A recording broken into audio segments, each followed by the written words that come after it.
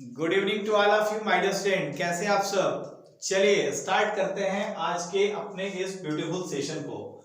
और जैसे कि आपको पता है माय डियर स्टूडेंट, इस समय हमारा जो यूनिट चल रहा है वो चल रहा है यूनिट नंबर 6। कौन सा चल रहा है? ये चल रहा है हमारा यूनिट नंबर 6। और यूनिट नंबर 6 का आपको नाम पता है, इसका नाम है रिप्रोडक्शन।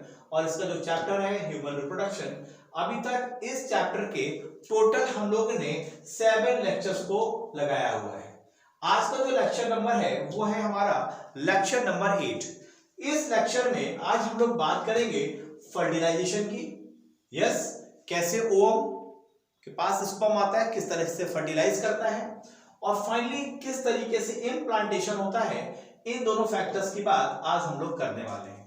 तो बहुत सारे बच्चे आज की नए भी होंगे हमारे इस लेक्चर में, और वो जरूर ये जानना चाहेंगे कि मेरे लेक्चर्स को आप कैसे रेगुलरली देख सकते हैं, कैसे मेरे लाइव सेशन को अटेंड कर सकते हैं। सिंपल सा प्रोसेस है माय डियर स्टूडेंट। आपको करना क्या है, सिंपल सा, आप गूगल प्ले स्टोर में जाइए। आप जनरली गूगल प्ले स्टोर में बहुत सारे ऐप डाउनलोड करते हैं, लेकिन आप इंटरटेनमेंट छोड़िए, एडुटेनमेंट स्टार्ट करिए। और यहां पर गूगल प्ले स्टोर में आप डालिए DNCMI। यस, जैसे क्लिक करेंगे हमारे 2 ऐप ओपन होके आएंगे। आपको DNCMI एजुकेशन का वो ऐप डाउनलोड करना है जिसके पीछे ये ब्लैक बैकग्राउंड है और लिखा हुआ है DNCMI education Kevin media. Yes, कोई प्रॉब्लम आती है इस नंबर पे डायरेक्ट आप कांटेक्ट कर सकते हैं 7237841191। यस, ये हमारी टीम का नंबर है। इसके साथ ही आप दूसरा माध्यम भी अपना सकते हैं माय डियर स्टूडेंट, क्योंकि आप हमेशा यूट्यूब पर रहते हैं, मुझे पता है, लेकिन मैं बार बार क्या बोलता हूं कि अपने इंटरटेनमेंट को आप किस में कन्वर्ट करना है, एडुटेनमेंट में, एजुकेशन में कन्वर्ट करना है। तो चलिए सिंपल सा प्रोसेस वही है। यूट्यूब में ऊपर DNCMI डालिए, जैसे ही क्लिक करेंगे सबसे ऊपर आप देखिएगा DNCMI एजुकेशन लिखा होगा, और मेरी यहाँ पर फोटो लगी है जिससे आप हमारे चैनल को प्रॉपर आइडेंटिफाई कर पाएंगे। इस चैनल में आपको सारे रिकॉर्डेड लेक्चर्स भी मिलेंगे और लाइव सेशन भी मिलने वाले हैं। तो चलिए माय डियर स्टूडेंट, अपने टाइम को व्यस्त करते हुए अपने पॉइंट्स पे आते हैं। और जो अभी तक हम लोगों ने 7 लेक्चर्स लगाए हैं, पिछला जो लेक्चर था हमारा लेक्चर नंबर 7, इसको हम लोग रिकैप कर लेते हैं। रिकैप का मतलब क्या होता है, जैसे आप सीरियल्स देखते हैं और स्टार प्लस में सीरियल्स आपको पता ही है कितने सीरियल्स आते हैं। तो सीरियल्स जब स्टार्ट होता है इसके जस्ट पहले एक रिकैप होता है जिसमें ये बता दिया जाता है कि इसके पहले की कहानी क्या थी। तो जो लेक्चर नंबर 7 था इसकी कहानी क्या थी, इसमें हम लोग ने प्रॉपर देखा था किस तरीके से हार्मोनल कंट्रोल होता है मेंस्ट्रुअल साइकिल का, और मेंस्ट्रुअल साइकिल किस तरीके से प्रॉपर रन करती है। इन स्लाइड के माध्यम से मैंने बहुत ही आप सबको ट्रांसपेरेंट क्लियर किया है।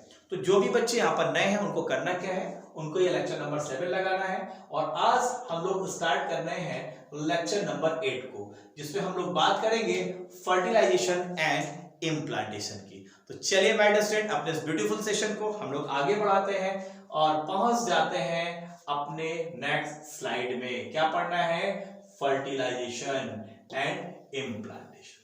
चलिए, किस तरीके से फर्टिलाइजेशन होता है, किस तरीके से इम्प्लांटेशन होता है, थोड़ा सा हम लोग कॉन्सेप्चुअल देख लेते हैं। देखिए माय डियर स्टूडेंट, सबसे पहले अगर आप प्रोसेस देखेंगे तो सबसे पहले होगा ओवुलेशन। ओवुलेशन का मतलब क्या है कि जब ओवरी से जब ओवम बाहर आता है, यस, जब ये ओवम बाहर आता है तो इसको कौन कैच करता है? फीमेल कैच करती है और अपने अंदर ले लेती है।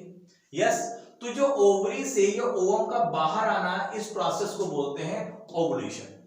क्या कहता है? Release of a mature egg from the ovary for possible fertilisation.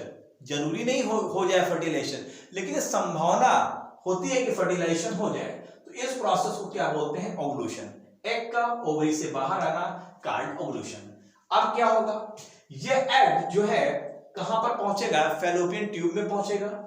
Yes, और फैलोपियन ट्यूब में आपके एनसीईआरटी के अनुसार जो एम्पुली जंक्शन, एम्पुली जहां पर होता है, पहले एनसीईआरटी ने कहा था कि इस्थमस और एम्पुली के जंक्शन पे ये ओवम फर्टिलाइज होगा स्पर्म के साथ, लेकिन अब एनसीईआरटी ये कह रही है कि जो फर्टिलाइजेशन होता है वो फैलोपियन ट्यूब के एम्पुला रीजन पे वहां पर फर्टिलाइजेशन होता है। तो यहां पर जब यूनियन होता है स्पर्म का एग के साथ, तो इस प्रोसेस को बोलते हैं कॉन्सेप्शन।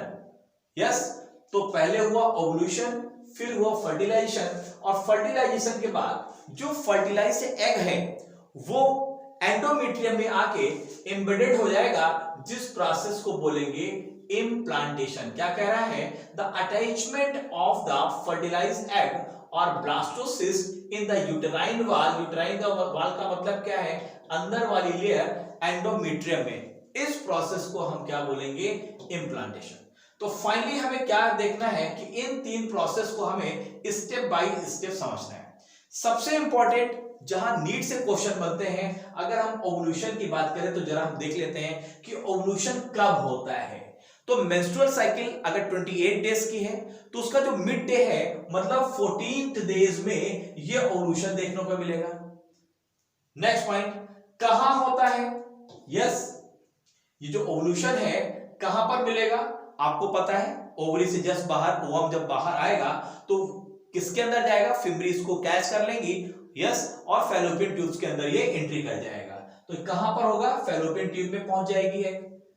कितने समय तक ये सरवाइव रहती है? अगर हम एग की बात करें तो ये लगभग मिनिमम 12 आवर और मैक्सिमम 24 आवर तक ये जो एग है वो सरवाइव कर सकती है।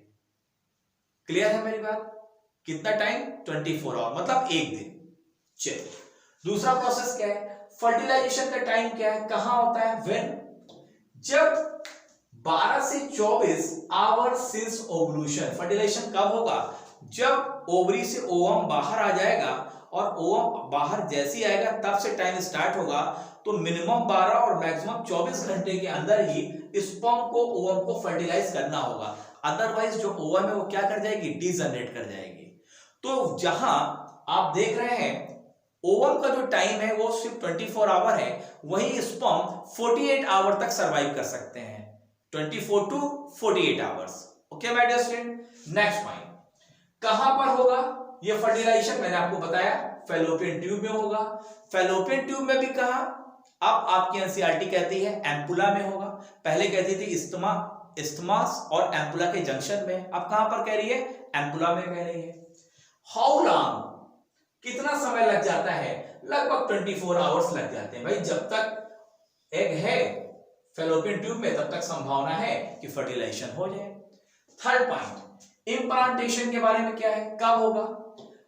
अबाउट 6 to 11 डेज लगते हैं, मिनिमम 6 और मैक्सिमम 11 डेज लगते हैं जब एग फर्टिलाइज हो जाती है उसके बाद। कहां पर ये इम्प्लांटेशन होगा? यूटेराइन की लाइनिंग में होगा। आपको पता है जो यूट्रस है 3 लाइनिंग है, अंदर वाली एंडोमेट्रियम, बीच वाली मायोमेट्रियम और बाहर वाली पेरीमेट्रियम। तो अंदर वाली जो लाइनिंग है एंडोमेट्रियम, यहीं पर इम्प्लांटेशन होता है। यस, हाउ लॉन्ग, कितना समय लग जाता है? लगभग 48 आवर्स इसको लग सकते हैं इम्प्लांटेशन में। तो ये कुछ जनरल पॉइंट्स थे जिसकी बात हम लोग ने की, लेकिन आप थोड़ा सा हम लोग डीप जाके समझते हैं और पूरे कॉन्सेप्ट को क्लियर करते हैं। चलिए, सबसे पहले आप देखिए माय डियर स्टूडेंट, अगर हम बात फर्टिलाइजेशन की करें तो क्या होता है फर्टिलाइजेशन में? सबसे पहले अगर हम बात करें फर्टिलाइजेशन की तो आप ये देखिए, ये है वेजाइना, यस, और वेजाइना में जब इंटरकोर्स होगा माय डियर स्टूडेंट तो क्या होगा? फीमेल का के पेनिस से यहां से क्या होंगे? स्पर्म रिलीज होंगे। तो स्पर्म जो रिलीज होंगे माय डियर स्टूडेंट तो क्या करेंगे? इस तरीके से ट्रेवल करेंगे। वेजाइना से ट्रेवल करते हुए जो सर्वाइकल कैनाल है, सर्वाइकल कैनाल से ट्रेवल करते हुए यूट्रस को पार करते हुए कुछ स्पर्म तो इधर चले जाएंगे और कुछ स्पर्म इधर चले जाएंगे। यस, इनको ये थोड़ी पता है कि फर्टिलाइज जो एग है वो कहां पर है, ये तो पता नहीं है। तो स्पर्म का क्या है जर्नी? आप देखिए, स्पर्म क्या हुआ? वेजाइना के अंदर स्पर्म यहां पर आ गए, यस, पेनिस से डिस्चार्ज हुए, और फाइनली देखिए ये स्पर्म इस तरीके से आगे बढ़ रहे हैं। पाथवे क्या है? वेजाइना, वेजाइना से सर्वाइकल कैनाल होते हुए, ये सर्विक्स है, ये देखिए ये यूट्रस है, यूट्रस से पार कर, यूट्रस को इस तरह से क्लियर करते हुए, और कहां पर? इसके किस जंक्शन में पहुंच जाएंगे? इस एम्पुला जंक्शन में पहुंच जाएंगे, जहां पर पहले से जो एग है वो क्या है? जो एग है वो यहां पर इंतजार कर रही होगी, यहां पर एग आ चुकी होगी, क्योंकि एग ओवरी से एग निकल गया होगा और इस एग को ये जो फिम्बरी है इन्होंने पकड़ लिया और अपने अंदर ले लिया। तो तो इनफंडिबुलम को क्रॉस करके ये एग कहां पहुंचा है, एम्पुला में पहुंचा है, और यहां से क्या है, स्पर्म आ रहे हैं। तो इस जंक्शन में, एम्पुला जंक्शन में स्पर्म के साथ ये ओवम फर्टिलाइज करेगा। तो प्रोसेस अगर इसको देखें तो क्या होगा कि सबसे पहले जो स्पर्म है वो ट्रेवल कहां से कर रहे हैं, vagina to cervix to uterus to isthmus को क्रॉस करके, और फाइनली किस पॉइंट पे पहुंचते हैं, at the point of ampullary स्टमिक junction. ये पहले की एनसीईआरटी कहती थी, लेकिन आज एनसीईआरटी कहती है कि फाइनली ये जो स्पर्म है इस रीजन पे पहुंचते हैं, एम्पुला रीजन पे पहुंचते हैं, और यहीं पर एग को जाके फर्टिलाइज करते हैं। क्लियर है मेरी बात, एम्पुला रीजन में। अब जो फर्टिलाइज, अब जो आपकी एनसीईआरटी कहती है। Next point, ovum after ovulation. जो ओवम है जब इसका ओवल्यूशन हो जाता है, ओवरी से जब ये ओवम बाहर आता है, तो इसको कौन कलेक्ट करता है, इसको ये जो फिम्बरी आप देख रहे हैं, जैसे ये मान लीजिए ओवरी है, मान लीजिए सपोज दैट ये ओवरी है, इसके ऊपर एक फिंगर लाइक स्ट्रक्चर है, वो इस तरीके से है, और जैसे इससे ओवम निकला उसको कैच कर लिया और अपने अंदर ले लिया, और यस यहां पर जैसे ये एग आया इसने अपने अंदर ले लिया, यहां पर ये सिलिएटेड लाइनिंग होती है, सीलिया होते हैं जो अपने अंदर इसको इस तरह से अंदर की ओर मूव कराते हैं, और यहां पर इस रीजन में ये एग पहुंच जाता है, और यहां से क्या हो रहा है, स्पर्म यहां से ट्रेवल करते हुए इस तरीके से स्टमस को पार करते हुए, और ये स्टमस को पार करते हुए फाइनली एम्पुला में पहुंचते हैं, और यहां पर जो एग पहले से इंतजार कर रहा है, यहां पर स्पर्म आके इसको फर्टिलाइज कर देते हैं। लेकिन अगर ये जो सेक्स है अगर मान लो एक दिन पहले हुआ है, तो हो सकता है यहां पर स्पर्म पहले से हो और उसका इंतजार कर रहे हो, किसका, एग का। तो नेक्स्ट पॉइंट्स क्या है कि यहां पर पहले एनसीईआरटी में लिखा था कि एम्पुलरी स्टमिक जंक्शन में स्पर्म ओवम को फर्टिलाइज करते हैं, लेकिन अब एनसीईआरटी कहती है कि भैया ये बिल्कुल क्लियर है, जो फर्टिलाइजेशन होता है वो एम्पुलरी रीजन में होता है, फैलोपियन ट्यूब के। Next point, the ovum and sperm are transported simultaneously to the ampullary stomach junction where fertilization takes place। NCERT कहती है कि जिस तरीके से ओवम यहां से निकल के इस तरीके से ट्रेवल कर रहा है, ठीक वैसे ही उसी समय स्पर्म भी इस तरीके से ट्रेवल करके पहुंचते हैं, लेकिन इसमें इतनी सच्चाई नहीं है। हो सकता है एक दिन पहले सेक्स हो और पहले ही स्पर्म यहां पर मौजूद हो और ये ओवम बाद में यहां पहुंचे, तो मैं इस पॉइंट से सहमत नहीं हूं, साइमल्टेनियसली पॉइंट से। क्लियर है, चलिए, लेकिन एनसीईआरटी आपकी ऐसा बोलती है। चलिए थोड़ा सा और पॉइंट समझते हैं। अब फर्टिलाइजेशन में होगा क्या, देखिए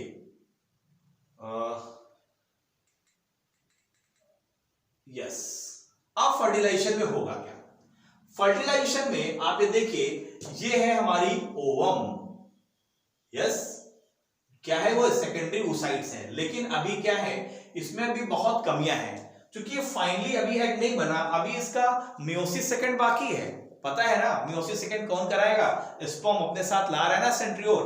चलिए अब यहां पर क्या होगा, आप देखिए ये प्रॉपर स्ट्रक्चर्स दिया है, किसका, ओवम का या एग का। इस स्ट्रक्चर्स को आप देखें तो यहां पर आप देखिए ये जो स्ट्रक्चर्स आप देख रहे हैं, ये हैं हमारे सेल्स ऑफ कोरोना रेडिएटा। किसके सेल्स हैं, सेल्स ऑफ कोरोना रेडिएटा। और ये जो आप देख रहे हैं, ये जो लेयर आप देख रहे हैं, ये वाली लेयर, ये लेयर है जोना पेलुसिडा की, यस ये तो जोना पेलुसिडा की लेयर है। और यहां पर देखिए ये जो मेम्ब्रेन है जिसको विटालिन मेम्ब्रेन बोल रहे हैं, और इसके बीच में ये जो स्पेस है इसको बोलते हैं पेरीविटालिन स्पेस। अब देखिए ड्यूरिंग फर्टिलाइजेशन होगा क्या, सबसे पहले होगा क्या कि a sperm come in contact with the zona pellucida layer of the ovum and induces changes in the membrane that block the entry of additional sperm. NCERT कहती है कि बहुत सारे स्पर्म तो आएंगे, आपको पता है मिलियंस ऑफ स्पर्म्स आते हैं, इनमें से कोई एक स्पर्म क्या करेगा, सबसे पहले कहां पहुंच जाएगा, ये जोना पेलुसिडा की लेयर तक पहुंच जाएगा। क्लियर, देखिए स्पर्म है, जब ये जोना पेलुसिडा की लेयर्स को पहली बार, जो पहला स्पर्म जोना पेलुसिडा की लेयर्स को पेनिट्रेट्स करेगा और जैसे ही पेनिट्रेट्स करेगा माइडोस्टेट तो यहां पर कुछ चेंजेस होंगे। क्या चेंजेस होंगे? ये क्या करेगा, जोना पेलुसिडा की लेयर पे ZP3 रिसेप्टर होते हैं। याद करने का तरीका क्या है? Z for zona, P for pellucida. तो ZP3 रिसेप्टर्स होते हैं, तो वो क्या करते हैं, सबसे पहले तो ये पहचानते हैं कि भैया ये जो स्पर्म है वो ह्यूमन का है या नहीं है। तो ZP3 रिसेप्टर ने क्या किया, इसके स्पर्म को पहचाना और इस स्पर्म को एंट्री दे दिया। अब जब स्पर्म की इसमें एंट्री दिया तो ये जो जोना पेलुसिडा की लेयर है इसमें इस तरीके के चेंजेस आएंगे। चेंजेस का मतलब क्या है कि जो ZP3 रिसेप्टर है ये डिस्ट्रॉय कर जाएंगे। अब कोई भी दूसरा स्पर्म, अब चूंकि स्पर्म को पहचानने वाला रिसेप्टर ही गायब है, तो अब जो भी स्पर्म आएंगे उनको एंट्री नहीं मिलेगी। क्लियर है मेरी बात? अब इनको एंट्री मिलेगी नहीं, एंट्री एक स्पर्म को मिल गई है। अब क्या होगा, नेक्स्ट क्या होगा? चेंजेस में मैंने क्या बताया, ZP3 रिसेप्टर्स डिस्ट्रॉय कर जाएंगे। नेक्स्ट पॉइंट में क्या होगा? नेक्स्ट पॉइंट में the secretion of the acrosome help the sperm enter into the cytoplasm of the ovum through the zona pellucida and the plasma membrane। अब क्या होगा, ये जो स्पर्म है इसके हेड में क्या है, एक्रोसोम। ये क्या है, एक्रोसोम। मैंने आपको पढ़ाया था स्पर्म का प्रॉपर स्ट्रक्चर। ये एक्रोसोम क्या करेगा, कुछ सिक्रीशन एंजाइम्स का सिक्रीशन करेगा और क्या करेगा, इस जोना पेलुसिडा को पेनिट्रेट्स करते हुए, इस प्लाज्मा मेम्ब्रेन को पेनिट्रेट्स करते हुए इसका जो साइटोप्लाज्म है ओवम का उसमें एंट्री करेगा और अपना न्यूक्लियस यहां पे डाल देगा। क्लियर है? जोना पेलुसिडा प्लाज्मा मेम्ब्रेन को फाइनल करके यहां पर अपना क्या डाल देगा, न्यूक्लियस डाल देगा और जो सेंट्रियोल लेके आया है वो सेंट्रियोल यहां पर डाल देगा। अब फाइनली क्या होगा, आपको मैंने बताया था कि अभी मियोसिस सेकेंड ओवम का कंप्लीट नहीं हुआ है। मियोसिस सेकेंड कंप्लीट होने के लिए क्या चाहिए, प्रॉपर तरीके से ये सेंट्रियोल जो है अब मदद करेंगे मियोसिस सेकेंड को कंप्लीट होने में। और अब क्या होगा, ये जो ओवम है ये दो सेल्स में डिवाइड हो जाएगी। एक तो बन जाएगी पोलर बॉडी और एक बनेगी मेन एग। ये पोलर बॉडी बाद में क्या हो जाएगी, डिजनरेट कर जाएगी और फाइनली मियोसिस सेकेंड कंप्लीट होके जस्ट ये एक प्रॉपर एग बन जाएगी। इसीलिए बोला जाता है कि एग का proper meiosis prior to fertilisation यहां पर कंप्लीट होता है। अब क्या होगा, सेंट्रियोल आया, उसने मियोसिस सेकेंड्स को कंप्लीट करा दिया, इसका न्यूक्लियस आ गया और ओवम का न्यूक्लियस आ गया और ये दोनों क्या कर जाएंगे, आपस में फ्यूज कर जाएंगे और फ्यूज कर जाएंगे तो इसका एन और इसका एन ये क्या बन गया, 2n, जिसको हम क्या बोलेंगे, जाइगोट। नेक्स्ट पॉइंट आप देखिए, this induce the completion of the meiotic division of the secondary oocyte। ये secondary oocyte थी ना जो आई है, ये secondary oocytes का अभी क्या होना है, प्रॉपर मियोसिस सेकेंड कंप्लीट होनी है। लेकिन अब क्या होगा, यहां पर इसकी जो मियोसिस सेकेंड है वो कंप्लीट हो जाएगी। नेक्स्ट क्या होगा, अब second meiotic division is also called also unequal. जैसे पहला मियोसिस डिवीजन हुआ था अनइक्वल ना, पोलर बॉडी बनी थी छोटी और बाद में डिस्ट्रॉय हो गई थी, ठीक वैसे भी यहां पर भी एक पोलर बॉडी बनेगी और वो डिस्ट्रॉय हो जाएगी। यस, और फाइनली क्या होगा, सेकेंड पोलर बॉडी तो बनी रही है और फाइनली एक हैप्लॉइड ओवम, ये जिसको हम ऊटिड्स बोलेंगे, वो बन जाएगा। क्लियर? ये हुआ नेक्स्ट स्टेप। अब क्या होगा, soon the haploid nucleus of the sperm, भाई स्पर्म का हैप्लॉइड न्यूक्लियस आया है और ओवम का हैप्लॉइड न्यूक्लियस है ही। अब क्या करेंगे, दोनों क्या करेंगे, आपस में फ्यूज कर जाएंगे, fuse together to form a diploid zygote और ये क्या बन जाएगा, डिप्लॉयड जाइगोट।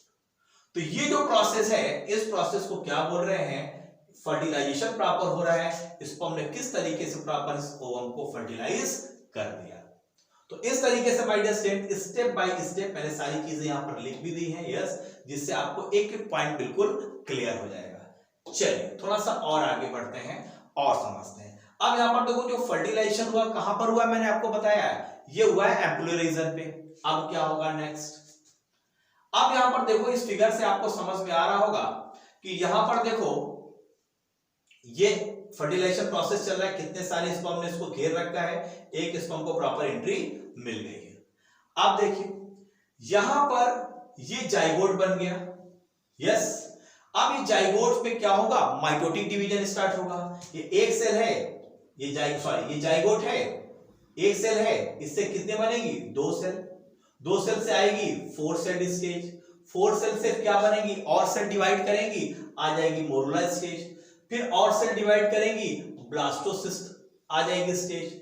ब्लास्टोसिस्ट से फिर आगे किस तरीके से प्रोसेस बढ़ेगा, इसको स्टेप बाय हम स्टेप समझ लेंगे, और फाइनली किस तरीके से यहां पर ये जो लाइनिंग है अंदर, किस तरीके से यहां पर इंप्लांट करेगा, क्योंकि ये यूट्रस की अंदर वाली लेयर है एंडोमेट्रियम, किस तरीके से यहां पर आके इंप्लांटेशन होगा, इसकी बात हम लोग स्टेप बाय स्टेप करेंगे। चलिए अब प्रोसेस को स्टेप बाय स्टेप समझते हैं कि किस तरीके से जो फर्टिलाइज्ड ओवम है, जिसको फाइनली हम जाइगोट बोल रहे हैं, किस तरीके से स्टेजेस आगे बढ़ेंगी, इन चीजों को हम समझेंगे। तो सबसे पहला पॉइंट्स क्या आता है, सबसे पहला पॉइंट्स आता है, आप देखिए द माइटोटिक डिवीजन स्टार्ट हो जाएगा, क्योंकि क्या है, ये हमारा जाइगोट है। अब जाइगोट का क्या है, साइज बढ़ना है, तो माइटोटिक डिवीजन स्टार्ट होगा। ये एक सेल है, एक सेल से कितने बनेगी, 2 सेल बनेगी, 2 से कितनी बनेगी, देखिए 4 सेल बन गई। अब क्या होगा, start as the zygotes move through the isthmus of the oviduct called cleavage towards the uterus. अब क्या होगा, यहां से जाइगोट्स का मूवमेंट स्टार्ट होगा, यस, क्योंकि ये एम्पुलर रीजन में फर्टिलाइज्ड हुआ है, तो एम्पुलर रीजन से isthmus को क्रॉस करते हुए अब ये किस तरह मूव करेगा, यूट्रस की ओर मूवमेंट्स करेगा, यस, और क्लीवेज भी प्रॉपर स्टार्ट हो चुकी है। नेक्स्ट क्या होगा, अब यहां पर आपको एक स्टेज देखने को मिलेगी, ब्लास्टोमियर स्टेज। इसको कौन सा स्टेज बोलेंगे, ब्लास्टोमियर। यहां पर देखिए अब पहले बना था 2 सेल स्टेज, फिर हुआ 4 सेल, फिर 8 सेल और 16 डॉटर सेल्स का एक मास बन जाएगा, जिसको हम बोलेंगे ब्लास्टोमियर्स। कितनी सेल स्टेज होती है, 16 डॉटर सेल्स स्टेज को हम क्या बोल रहे हैं, हम बोल रहे हैं ब्लास्टोमियर्स। क्लियर है। अब क्या होगा, ब्लास्टोमियर्स आप देख रहे हैं, ब्लास्टोमियर्स के बाद कौन सी स्टेज आएगी, मोरुला की। मोरुला में क्या होगा, यहां पर जो एम्ब्रियो है वो 8 से 16 जो ब्लास्टोमियर्स हैं, अब इस ब्लास्टोमियर को हम मोरुला बोलने लगेंगे। क्लियर है। यहां पर क्या होता, ब्लास्टोमियर्स है, और ब्लास्टोमियर फाइनली किसमें डेवलप हो गई, मोरुला में। यहां पर एम्ब्रियो में 8 से 16 आपको ब्लास्टोमियर्स दिख रही हैं, इसी को हम स्टेज को क्या बोल रहे हैं, मोरुला स्टेज। आप देख रहे हैं ये मोरुला स्टेज है। चलिए अब फाइनली क्या होगा, मोरुला फाइनली डेवलप होगा ब्लास्टोसिस्ट में। आप देखिए नेक्स्ट वाला जो स्टेज कौन सा है, ब्लास्टोसिस्ट का। यहां पर क्या होता है, अब जो मोरुला है कंटिन्यू यहां पर देखिए डिवाइड करता जा रहा है, नंबर ऑफ सेल्स बढ़ते जा रहे हैं, और फाइनली ये ब्लास्टोसिस्ट में कन्वर्ट हो जाएगा, और फिर ये किधर, यूट्रस की तरफ इसका मूवमेंट स्टार्ट हो रहा है। देखिए मूवमेंट यहां पर मैंने दिखाया हुआ है एरो से, किस तरीके से मूवमेंट स्टार्ट हो रहा है। अब ये ब्लास्टोसिस्ट इसमें किसमें कन्वर्ट होगा, ट्रोपोब्लास्ट में। ट्रोपोब्लास्ट क्या होता है, blastomere the blastomere in the blastocyst are arranged into an outer layer called, इसको बोलेंगे बाहर वाली लेयर को ट्रोपोब्लास्ट, और जो इनर ग्रुप ऑफ सेल्स जो अटैच है ट्रोपोब्लास्ट से, उसको बोलेंगे इनर सेल मास। तो यहां पर देखिए एक तो बाहर की तरफ है, ये एक तो ये लेयर बाहर की ओर है, और एक ये इनर वाला मास है। तो जो बाहर वाली है हम उसको क्या बोल रहे हैं, उसको हम बोल रहे हैं ट्रोपोब्लास्ट, और ये अंदर आप देख रहे हैं ये है इनर मास। इसी इनर मास से क्या डेवलप होगा, इसी से जाइगोट इसी से बेबी का डेवलपमेंट स्टार्ट होगा। तो अब ट्रोपोब्लास्ट देखिए इनर सेल मास हो गया, और इसके जस्ट बाहर की क्या हो गया, ट्रोपोब्लास्ट हो गया। नेक्स्ट देखते हैं, अब यहां पर प्रोसेस स्टार्ट होगी कि जो ट्रोपोब्लास्ट की लेयर है अब क्या हो जाएगी, ये एंडोमेट्रियम के साथ अटैच हो जाएगी। ये ट्रोपोब्लास्ट वाली जो लेयर आप देख रहे हैं, यही लेयर, ये जो एंडोमेट्रियम आपको दिख रहा है, यस, इसके साथ आके ट्रोपोब्लास्ट की लेयर ये अटैच हो जाएगी, यस। और जो इनर सेल मास है वो डिफरेंशिएटेड किसमें हो जाएगा, एम्ब्रियो में। अभी जो अंदर वाला मास था ये एम्ब्रियो में डेवलप करना स्टार्ट करेगा, ये अंदर वाला मास, और जो बाहर वाली लेयर है उसी के साथ ये एंडोमेट्रियम के साथ यहां पर ये अटैच हो रहा है, ठीक है। After attachment uterine cells divide rapidly and covers the blastocyst. अब क्या होगा, जैसे ही यहां पर अटैच करेगा तो बहुत सारे यहां पर इस तरीके से सेल इस तरीके से इसको सराउंडिंग कर लेंगे और इसको पूरा इसको इस तरह से इसको कवर कर लेंगे। तो ये जो प्रोसेस हो रही है माय डियर स्टूडेंट, प्रोसेस के बाद आप देखिए फाइनल जो पोजीशन आती है कि जब ये यहां पर इस तरीके से ये एम्बेडेड कर गया, इसको प्रॉपर इस तरीके से सराउंड कर दिया गया, इसी को हम बोलते हैं इम्प्लांटेशन। क्या हो रहा है, as a result the blastocyst become embedded in the endometrium of the uterus. This is called implantation and lead to pregnancy. तो जब ये इम्प्लांटेशन हो जाता है तो इसी स्टेज को बोलते हैं कि जो लेडी है वो प्रेग्नेंट हो गई। प्रेगनेंसी तब तक नहीं मानी जाएगी जब तक ये इम्प्लांटेशन प्रॉपर हो नहीं जाता। क्लियर है मेरी बात? चलिए, तो प्रोसेस आपने क्या देखा, सबसे पहले जाइगोट बना, जाइगोट में माइटोटिक डिवीजन हुआ, माइटोटिक डिवीजन से काफी कुछ सेल्स बने, ब्लास्टोमियर्स बना जो ग्रुप ऑफ सेल्स है, फिर ब्लास्टोमियर कन्वर्ट हुआ मोरुला में, मोरुला कन्वर्ट हुआ ब्लास्टोसिस्ट में, ब्लास्टोसिस्ट से बना फाइनली ट्रोफोब्लास्ट, फिर ये प्रॉपर ये प्रोसेस हुई और जब ये एंडोमेट्रियम में जाके एम्बेडेड हो गया, इसी प्रोसेस को हमने बोला इम्प्लांटेशन और फाइनली इसी को हम बोलते हैं प्रेगनेंसी। तो I hope by the student ये सारी चीजें आपको समझ में आई होंगी, what is the implantation and pregnancy. चलिए थोड़ा सा और आगे बढ़ते हैं और फाइनली पॉइंट्स को देखते हैं। यस, अब आप देखिए किस तरीके से पहले ये देखिए ये पहले क्या थी, एग थी, देखो स्पर्म आ रहे हैं, इसको प्रॉपर फर्टिलाइज कर रहे हैं। यस, फर्टिलाइज करने के बाद ये जो जाइगोट बन गया, इसके बाद देखिए यहाँ पर किस तरीके से चेंजेस हो रहे हैं, जाइगोट से 2 सेल बनी, 4 सेल बनी, फिर ये मोरुला स्टेज आ गया। यस, और इस तरीके से आप देखिए यहाँ पर ब्लास्टोसिस्ट इस तरीके से इम्प्लांट हो गया। तो इस तरीके से प्रोसेस हम लोगों ने स्टेप बाय स्टेप देखा कि किस तरीके से प्रॉपर फर्टिलाइजेशन हो रहा है, किस तरीके से प्रॉपर इम्प्लांटेशन हो रहा है, और इसी इम्प्लांटेशन को हम क्या बोल रहे हैं कि प्रेगनेंसी ओके हो गई। तो माय डियर स्टूडेंट इस तरीके से स्टेप बाय स्टेप हम लोग ने इस सारे लेक्चर्स को क्लियर किया। तो चलिए, अगर आपको ये लेक्चर अच्छा लगा है तो आपको क्या करना है, आपको लाइक करना है, शेयर करना है और ऐप को जरूर डाउनलोड करिएगा, जिससे इसी तरह रेगुलर लेक्चर आप सभी को मिलते रहेंगे। तो thank you very much to all of you my dear student, we will meet again in next lecture. तब तक के लिए bye bye, good night, see you, bye.